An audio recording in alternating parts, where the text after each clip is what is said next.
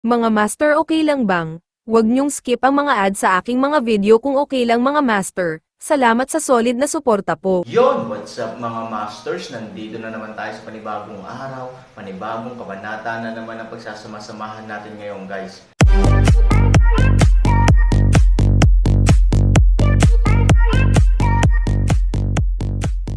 Bali mga masters, kung bago ka pa lang po sa aking YouTube channel, please click the subscribe button, lalong-lalo na po yung notification bell guys, para maging connected pa rin tayo sa isa't isa at maging updated kayo sa mga susunod ko pang video. Bali mga masters, bago natin umpisahan ng kwento ay mag-shoutout po muna tayo para sa mga solid nating tagapakinig. Shoutout kay Jeps, shoutout kay Norlisa Sugay. Yun na nga mga masters, no? Bali hindi na ito patagalin. In 3, 2, 1, let's go! Umiling na parang kalampag ang ulo ni Xiao Tao, hindi rin alam ng Xiao Tao, pero kung gusto mo talagang tanungin si Xiao Tao, ang sagot ni Xiao Tao ay pagkatapos maghukay ng malalim si Kuya Sanchen sa lupa, maraming malamig na hangin ang nagmula doon, mas bagay talaga ang temperatura sa buong lagusan. Pagkatapos maranasan ang binyag ng digmaan, ang temperatura sa lagusan ay talagang tumaas ng husto, pagkatapos hinukay ni Han Sanchen ang lagusan, tumaas ang malamig na hangin, at talagang mas malamig ito.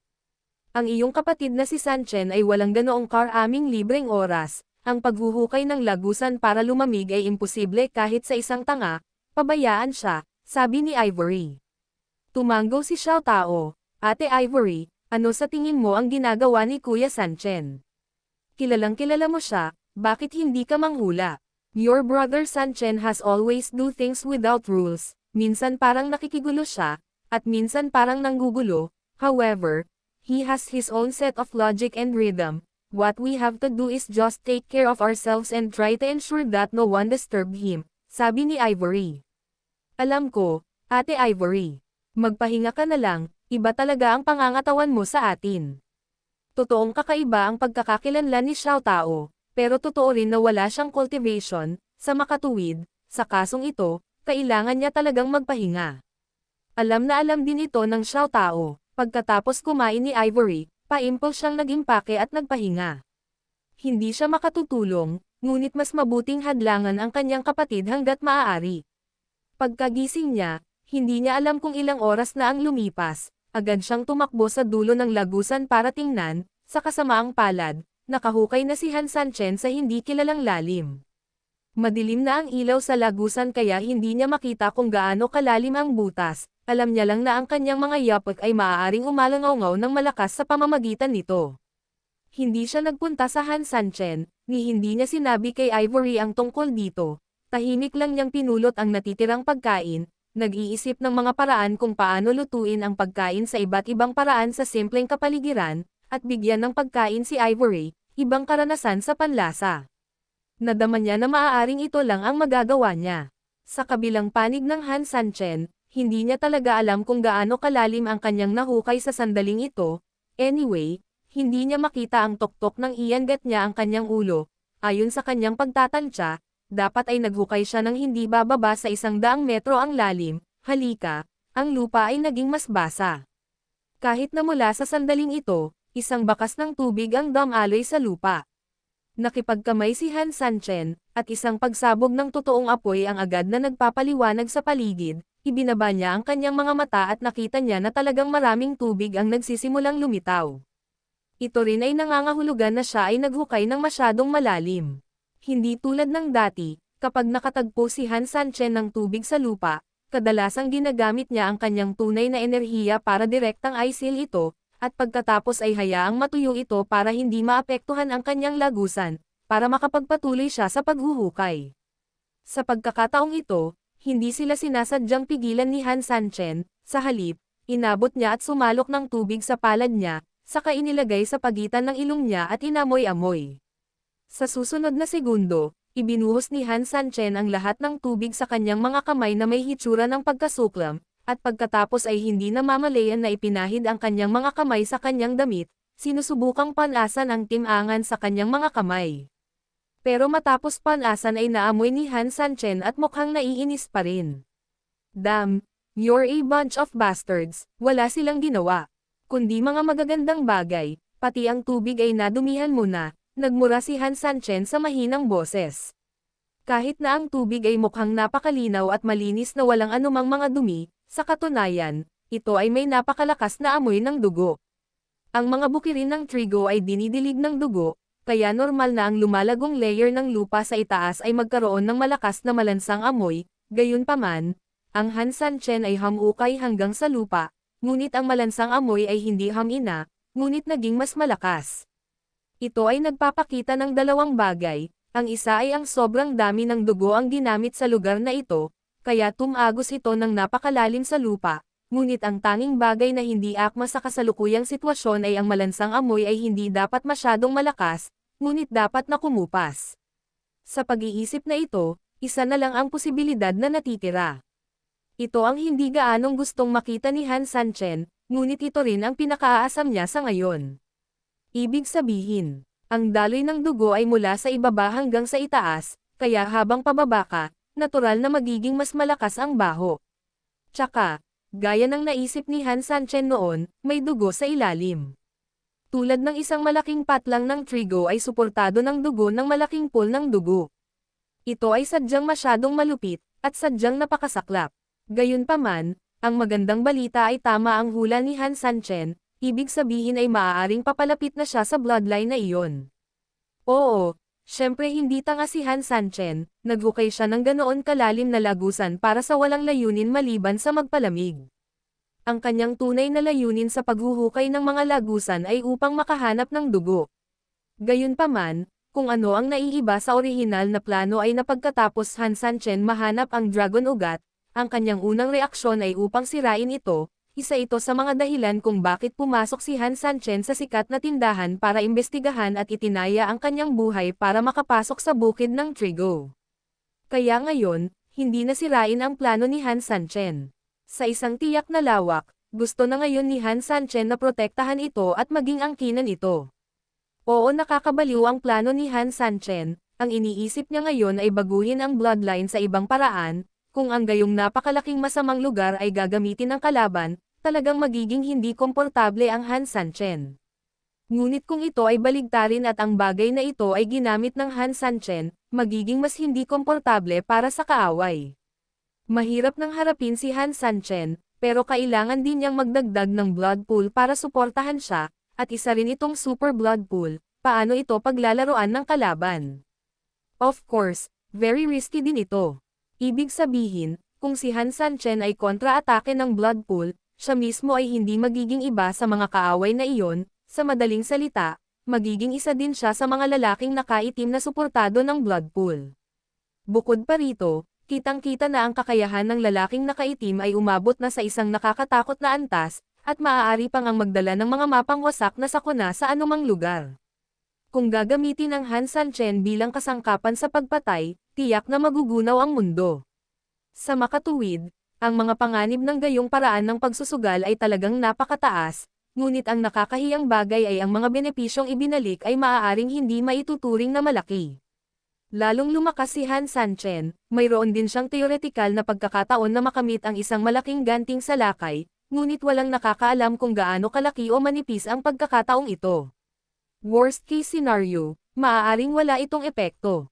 Ang buong pakikipagsapalaran ay ganap na walang kabuluhan. Bukod dito, naglalaman din ito ng maraming hindi kilalang epekto.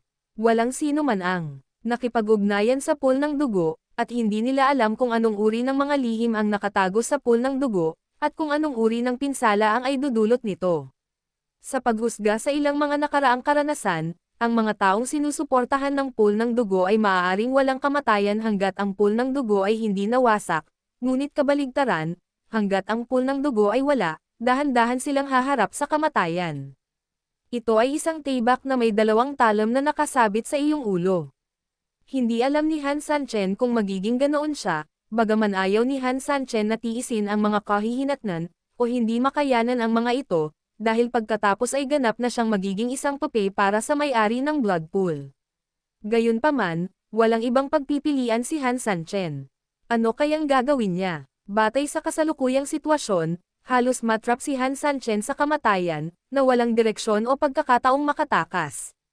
Sa pagmulat ng panguaks at pag-reset ni Taisho ng kanyang sariling paglilinang, maaari nga siyang maging hindi magagapi sa loob ng isang panahon, ngunit sa labas ng mundo, ang mapa ay lumiit ng hindi nakikita, at mayroong hindi mabilang na mga maze na nakatago, at maaari siyang nasa isang desperado na sitwasyon anumang oras kung hindi siya mag-ingat.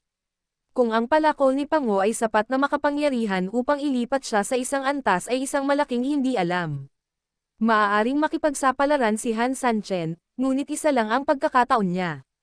Bukod dito, ito ay napaka-slim, kaya mas mahusay na ilagay ang pagkakataon sa pool ng dugo, at least, kapag tama kang tumaya, gamit ang napakalaking blood pool dito, maaaring talagang magawa ni Han Sanchen ang ilang mga feats.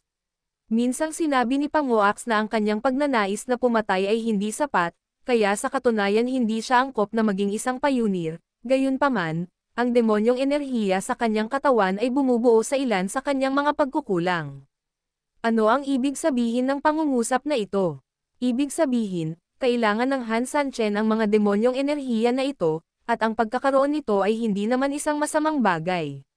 Dahil sabi nila ako ang napili, gusto kong makita kung ang napiling ito ay nabubuhay sa pangalan. Sa sandaling matapos siyang magsalita, direktang pinaganya ni Han Sanchen ang higit pang chi sa kanyang katawan, halatang bababa na siya para hanapin agad ang blood pool. Whoosh! Ang sigla ni Han Sanchen ay lubos na lumawak, at siya ay nagpatuloy sa paghuhukay ng galit na galit patungo sa Zaifang. Lumipas ang kalahating oras, at si Han Sanchen ay patuloy na lumalim sa lupa kung saan siya tumigil. Gayunpaman, sa proseso, natagpuan din ni Han Sanchen na ang malansang amoy ay nagsimulang tumama sa kanyang ilong, at sa wakas ay umabot pa sa kanyang ulo. Ate, naaamoy mo ba ang mabahong amoy? Habang palalim ng palalim ang paghuhukay ni Han Sanchen, ang dagwang baho ay tumalon pa ng daan-daang metro sa lagusan sa itaas. Pagkarinig sa tanong ni Xiao Tao, tumanggaw si Su Yingxia, talagang may malakas na amoy ng dugo. Mukhang galing sa lagusan na hinukay ni Kuya Sanchen. Ate, hindi ma-accident si Kuya Sanchen. Umiling si Ivory, bagamat sa isang kahulugan, ang gayong malakas na amoy ay maaaring maging sanhi ng pag-aalala ng mga tao tungkol sa kung ano ang mangyayari sa ilalim ng lupa. Si Ivory, na nakaamoy ng lupa noong siya ay nasa tuktok ng bukid ng trigo, ay talagang alam na alam ito. Ang mga lasa na ito ay ang mga orihinal na lasa dito. Gayunpaman, ang matalinong Ivory ay tila mabilis na napagtanto na ang pangunahing dahilan kung bakit ang amoy ay nagmumula sa ibaba hanggang sa itaas ay ang blood pool ay ibinibigay mula sa itaas. Ibig sabihin, pababa si Han Sanchen sa ganitong paraan, at ang layunin ni Han Sanchen ay halatang pumunta sa blood pool. Gayunpaman, ang hindi alam ni Ivory ay hindi niya alam na ang layunin ni Han Sanchen na hanapin ang blood pool sa pagkakataong ito ay hindi gamitin ang blood pool para banta o pigilin ang kalaban tulad ng dati. Ang tunay niyang layunin ay gamitin ang blood pool para makumplito ang gawain, pagpapahusay ng lakas sa sarili. Huwag kang mag-alala, magiging maayos din ang Sanchen mong kapatid. Bagaman mahinahon niyang inaliw si Xiao Tao, labis na kinabahan si Ivory sa kanyang puso. Nasaksihan ni Ivory ang panganib ng pool ng dugo gamit ang kanyang sariling mga mata, at ito ay napakalapit. Ang kailangan mong malaman ay medyo maliit ang blood pool noong nakaraan, at sa pagkakataong ito ang malaking blood pool ay itinuturing na kayang magunat at magpatubig ng napakalaking trigo, kaya dapat na napakalaki nito. Ang pinaka-nakakatakot na bagay ay nasa panahon ng labanan ng Yetian City, marami sa 2 milyong sundalo ang umasa sa mga blood pool para sa supply. Nalaman nila kalaunan na ang matinding lamig sa primeval forest ay dahil din sa ilang espesyal na katangian ng mga blood pool na ito, at ginawa. Sa madaling salita, napakalakas din ng blood pool doon. Gayunpaman, ito ay napakalaking blood pool, at ang pinagmulan nito ay malamang na nagmula sa isang sikat na tindahan. Ang isa ay dahil ang mga lalaking nakaitim na iyon ay malamang na masangkot sa sikat na tindahan, ito ang pinakaunang hula. Ngunit kalaunan ay nakumpirma ito ng mag-asawa. Pangalawa, sakto lang ang mga tela ng mga sikat na tindahan para makatiis sa sobrang lamig. Ang magkasalungat na salungatan sa pagitan ng dalawa ay nagdududa sa mga tao na ang mga sikat na tindahan talaga ang tunay na utak sa likod ng matinding lamig. Sa madaling salita, ang mga sikat na tindahan ay ang aktwal na mga direktor sa sarili. Bilang isang self-directed director, ang isang mahalagang tao ay maaaring natural na kontrolin ang isang mas malaking pool ng dugo.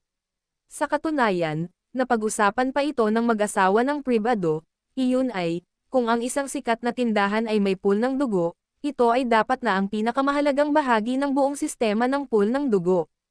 Kahit na siya mismo ay hindi ang pinagmulan ng pool ng dugo mismo, kung gayon ito ay dapat na ang pinakamalaking diversion point nito, at walang sinuman. Ito ang pinakalabas na bahagi ng nasusunog na lungsod ng buto, at sa loob ay ang kanilang ganap na core. Sa makatuwid, ang isa sa mga pinakamalaking diversion ay hindi isang bulag na hula, ngunit isang minimum na mga katotohanang nababalot ng bakal. Pag-isipan ito, kung paano maiiwasan ang pagpapalamig ng mga tao. Sa oras na ito, biglang huminto ang proseso ng pagbabarena ni Han Sanchen. Dahil malinaw niyang naramdaman na ang malambot na lupa na noon pa man ay medyo madaling hukayin ay biglang nagkaroon ng napaka-solidong layer. Kahit ito ang kapangyarihan ni Han Sanchen, mahirap pa rin sirain at buwagin ang layer na ito. Nangangahulugan din ito na ang patong na ito ng sagabal ay malamang na hindi isang ibabaw ng bato o katulad nito, kung tama ang hula niya, dapat ay nataman niya ang pader sa itaas ng pool ng dugo. Dahil ito ay artificial na itinayo, ang likas na tigas nito ay pambihira. Gayunpaman, gusto pa rin masira ni Han Sanchen. Sa pag-iisip nito, nadagdagan ang lakas ni Han Sanchen sa kanyang mga kamay at biglang nabasag. Sa biglaang pagsusumikap ni Han Sanchen, malinaw na naririnig ni Han Sanchen ang kakaibang tunog na nagmumula sa ilalim, nagpapakita rin ito na tama ang hula ni Han Sanchen, mayroon talagang isang matigas na artificial na layer sa ilalim. At kung mayroong isang artificial na layer, natural na nangangahulugan na mayroong isang bagay sa ilalim. Ginalaw ni Han Sanchen ang kanyang kanang kamay, at sa pagbubuhos ng tunay na enerhiya, binuksan niya ang nagbabagang katahimikan. Ang mga ordinaryong pamamaraan ay tiyak na hindi gagana, kahit na ang paglilinang ng Han Sanchen ay napakalakas, talagang napakahirap na masira itong artificial na binuo na matigas na depensa. Hindi ko masasabing hindi ito masisira, pero at least makakakonsumo ito ng maraming enerhiya ng Han Sanchen. Hindi basta-basta nagagamit ang pera, at hindi basta-basta nagagamit ang lakas, sa makatuwid. Natural na pinakamahusay na gamitin ang super firepower ni Fenji nang naaangkop at piliin na sirain ito. Kasama ng nagniningas na katahimikan, ang malalaking apoy ay direktang nagdulot ng pagtaas ng temperatura, ang mamasa-masa na lupain ay ganap na natuyo, at ang nakapalibot na tubig ay ganap at unti-unting tumigil sa pag-agos sa proseso. Ito ang ganap na kapangyarihan ng apoy, at ito ang pinakamataas na paraan ng apoy. Bang bang bang. May mga pagsabog ng tuyo at kaluskos na tunog na nagmumula sa ilalim. Ang dahilan ng paggamit ng pag-atake ng apoy ay malinaw na ang geographical na kapaligiran dito ay mahalumigmig sa mahabang panahon, kaya ang artificial na grid ay maaapektuhan din ito at magiging mahalumigmig. Ang paggamit ng pag-atake ng apoy sa oras na ito ay katumbas ng sapilitang panlabas na pag-init, na nagiging sanhi ng mismong material na lumawak at kumukuha ng init. Siyempre, makakuha ng 2 beses ang resulta sa kalahati ng pagsisikap.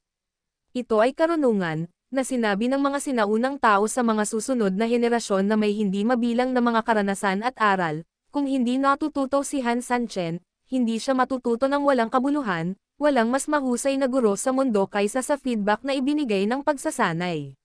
Gamit ang prinsipyo at ang sariling sobrang lakas ni Han Sanchen, gaano man kahirap ang material, hindi nito kayang tiisin ang gayong pagdurusa. Boom! Nagkaroon ng marahas na pagsabog, at direktang sumabog ang lugar kung saan sinalakay ni Fenji. Sinamantala rin ni Han Sanchen ang pagkakataong ito para mabilis na kunin ang puwang at makapasok sa sandali ng pagsabog. Ito ay nangangailangan ng napakabilis na bilis, mahusay na reflexes at tapang. Pagkatapos ng lahat, kapag nangyari ang pagsabog, ang hindi malay na reaksyon ng sinuman ay maaaring ipikit ang kanilang mga mata at maghintay para sa mga umiiwas na aksyon.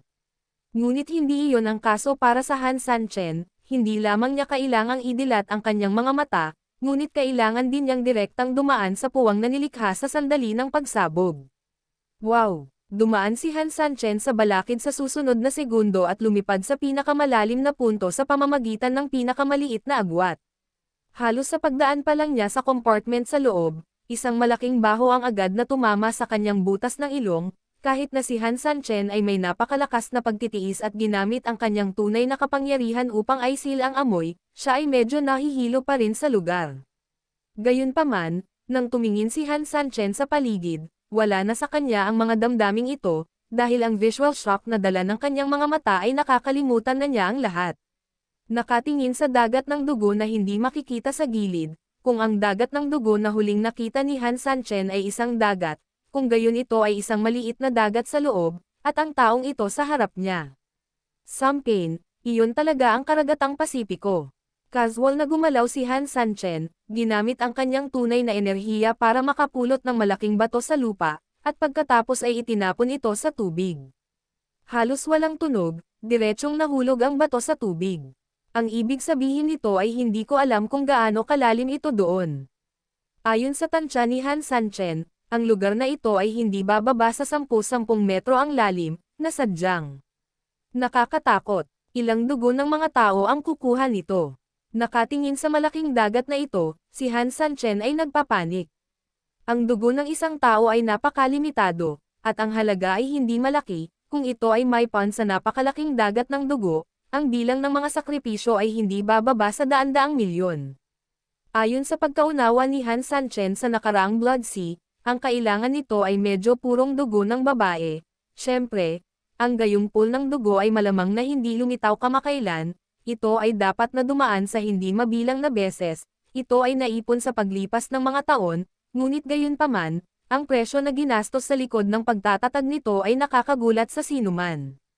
Sa panahon ngayon, marami na ang nanghuhuli, dahil lang sa matagal na panahon at may matatag na pundasyon ang grupong ito ng mga tao, kaya nagsimula na silang lumabas, natural, kailangan nilang magdagdag ng sariwang dugo upang mapanatili ang operasyon. You guys, let's not say that I have any deep grudge against you, kahit hindi kita papakawalan kahit na nakikita ko ang mga maling gawain nyo. Malamig na uminom si Han Sanchen, pagkatapos noon, mabilis siyang lumipad ng mas malapit sa dagat ng dugo at huminto, tumingin siya ng mabuti sa paligid, at kasabay nito, bahagyang idinilat ang kanyang makalangit na mga mata. Yun na nga mga masters, no? Bali panibagong kabanata na naman yung natapos natin ngayong gabi. Muli, maraming salamat po talaga sa walang sawang suporta po sa aking YouTube channel na talagang inaabangan nyo po ang bawat upload ko po. Bali mga masters, magkita-kita ulit po tayo bukas ng gabi at ngayon po ay magpapaalam po muna tayo. Bali mga masters, bye-bye!